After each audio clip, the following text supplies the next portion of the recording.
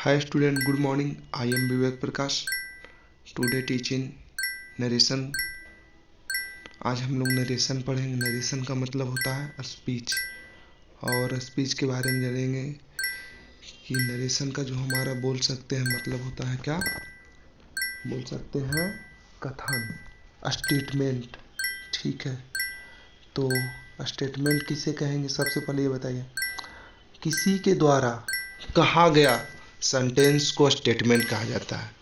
किसी के द्वारा या खुद के द्वारा, आपके द्वारा खुद कहा जाए कोई स्टेटमेंट, कोई वाक्य बोला जाए तो वो क्या हो जाएगा? स्टेटमेंट हो जाएगा, और वो कथन हो जाएगा, वो नरेशन हो जाएगा। नरेशन मेनली दो टाइप के होते हैं। कितने टाइप के? दो टाइप के। एक होता है डायरेक्ट स्पीच और दूसरा होता है इनडायरेक्ट स्पीच। तो चलिए अब हम इंडिविजुअल दोनों को अच्छे से अध्ययन करते हैं। तो सबसे पहले देखिएगा कि डायरेक्ट स्पीच क्या है। जब कोई ऑडियंस किसी स्पीकर के स्टेटमेंट को स्पीकर के शब्दों या भाषा में एक्सप्रेस करता है तो वह डायरेक्ट स्पीच कहलाता है। यदि कोई वक्ता किसी के सेंटेंस को सुनकर, ठीक है, किसी स्पीकर के सेंटेंस को सुनकर वह उसी के शब्दों में बोल देता है, ठीक है।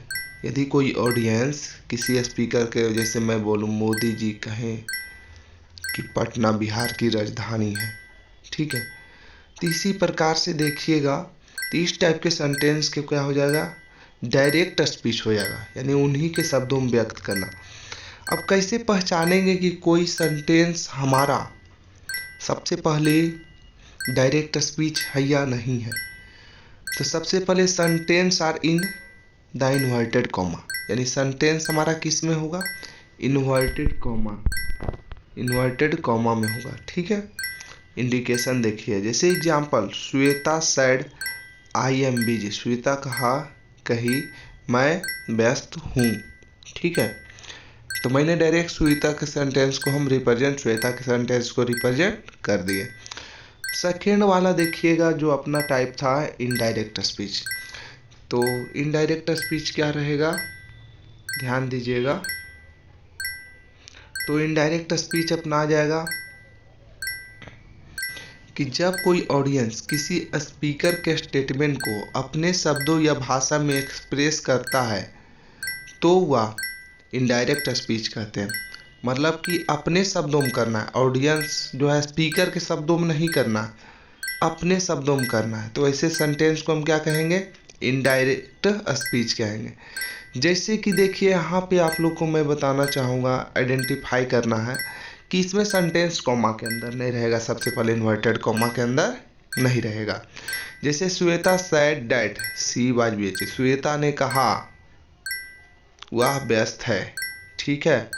तो ये मैं उसका सेंटेंस बोल रहा हूँ, ठीक है, तो अपने शब्दों में मैं बोल रहा हूँ। तो यहाँ ये ध्यान रखना कि उसके शब्दों में यदि मैं बोलूँ, उसी के शब्दों में बोलूँ, स्पीकर के ही शब्दों में बोल दूँ, स्पीकर के ही भाषा में बोल दूँ तो डायरेक्ट स्पीच, और अपने शब्दों में या अपने भाषा में मैं बोल दूँ तो इनडायरेक्ट स्पीच हो जाएगा। चलिए अब आगे हम चलते हैं। तो डायरेक्ट स्पीच के दो भाग होते हैं, आगे ध्यान दीजिएगा। डायरेक्ट स्पीच के कितने भाग होते हैं? दो भाग होते हैं। पहला होता है रिपोर्टिंग स्पीच और दूसरा होता है रिपोर्टेड स्पीच, ठीक है। तो सबसे पहले देखिए, चलिए अब हम लोग स्टडी करते हैं कि रिपोर्टेड स्पीच क्या है। डायरेक्ट स्पीच में का हुआ भाग जो इन्वर्टेड कॉमा के बाहर रहे, इन्वर्टेड कॉमा के बाहर रहे तो उसे बोलेंगे रिपोर्टिंग स्पीच, ठीक है। तो रिपोर्टिंग स्पीच कहलाता है। और जो इन्वर्टेड कॉमा के अंदर रहे या भीतर रहे तो उसको क्या बोलिएगा? Reported speech. चलिए अब हम सेंटेंस में आइडेंटिफिकेशन करते हैं, एक एग्जाम्पल के माध्यम से समझते हैं। जैसे यहाँ पे आप लोग देखिएगा कि मोहन सैड टू सोहन, मोहन ने सोहन को कहा आई हेल्प यू। तो मोहन सैड टू सोहन, जो कॉमा के बाहर है इन्वर्टेड कॉमा के, तो ये रिपोर्टिंग स्पीच हो जाएगा। और यहाँ पे देख लिए आई हेल्प यू, तो ये रिपोर्टेड स्पीच हो जाएगा। मोहन यहाँ क्या है? रिपोर्टर है, ठीक है। यानी कहने का काम कर रहा। और जो हमारा साइड जो है रिपोर्टिंग वर्ब है, और रिपोर्टिंग वर्ब का ऑब्जेक्ट क्या है? सोहन है। ठीक है, आया समझ में? यहाँ तक कोई दिक्कत आप लोगों को नहीं होना चाहिए मेरे अनुसार। और यदि दिक्कत है तो आप लोग कमेंट सेक्शन का यूज किया कीजिए, ताकि मैं आपको यथासंभव हेल्प कर सकूं। चलिए आगे चलते हैं। इंग्लिश में डायरेक्ट स्पीच से, सबसे पहले देखिएगा, इंग्लिश में डायरेक्ट स्पीच से इनडायरेक्ट स्पीच में बदलने के 2 रूल है। कितने रूल हैं? 2 रूल। हम लोग नरेशन पढ़ने का मुख्य मोटिव क्या है?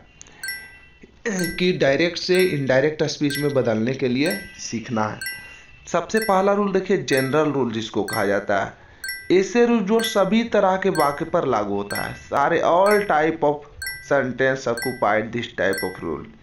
और स्पेशल रूल जो होता है, जो बोल सकते हैं भिन्न भिन्न सेंटेंस के लिए, अलग अलग सेंटेंस के लिए अलग अलग उसका रूल होता है, जो आप लोगों को ध्यान देना है। जनरल रूल को भी फर्दर 3 भागों में बांटा गया है। कितने भागों में बांटा गया है? 3 भागों में। तो सबसे पहला देखिए भाग क्या है? चेंज ऑफ पर्सन, यानी कि पर्सन के अनुसार डायरेक्ट से इनडायरेक्ट में चेंजिंग। सेकेंड जो है अपने को चेंज ऑफ टेंस। टेंस तो ऑलरेडी आप लोग को बता दिया है, तो टेंस एक बार आप लोग रिवीजन कर लीजिएगा, क्योंकि टेंस की इसमें सबसे ज़्यादा इम्पोर्टेंस है। तो टेंस रिवीजन कीजिएगा। उसके बाद देखिए फिर किसके बदलता है? Change of other part of speech, यानी कि दूसरे स्पीच के पार्ट पर भी निर्भर करता है। ठीक है, सेंटेंस के कथन के दूसरे पार्ट पे भी। तो आप ये सारा टॉपिक को रिवीजन कीजिएगा, एक बार घर पे पढ़िएगा। ठीक है, और फेयर ज़रूर बनाइएगा। फेयर ये जो आपको बोल सकते हैं कि की ऑफ सक्सेस है। ठीक है, आपका फेयर ही आपको बोल सकते हैं बेटर बना सकता है। जैसे देखिए नरेशन टॉपिक आप लोग लिखिए फेयर कॉपी में, उसके बाद फिर प्रत्येक नरेशन का मतलब, उसके बाद से इसी ढंग का आपको ये बना लीजिए या अलग अलग डिफाइन कर लीजिए, अपने समझने के अकॉर्डिंग फेयर बना लीजिए। मैं आप लोगों को ये पीडीएफ फॉरवर्ड कर दूंगा ग्रुप में, आप लोग देख लीजिएगा, अच्छे से समझ लीजिएगा और आगे बनाइएगा। ठीक है, और एक बार ज़रूर अच्छे ढंग से आप लोग को पढ़ना है सारे टॉपिक को, तभी आप लोग अच्छे से रिवीजन कर सकते हैं, समझ सकते हैं अगला टॉपिक। तो मैं आप लोगों को कल के क्लासेस में चेंज ऑफ पर्सन के बारे में बताएंगे। Okay, thank you, have a nice day.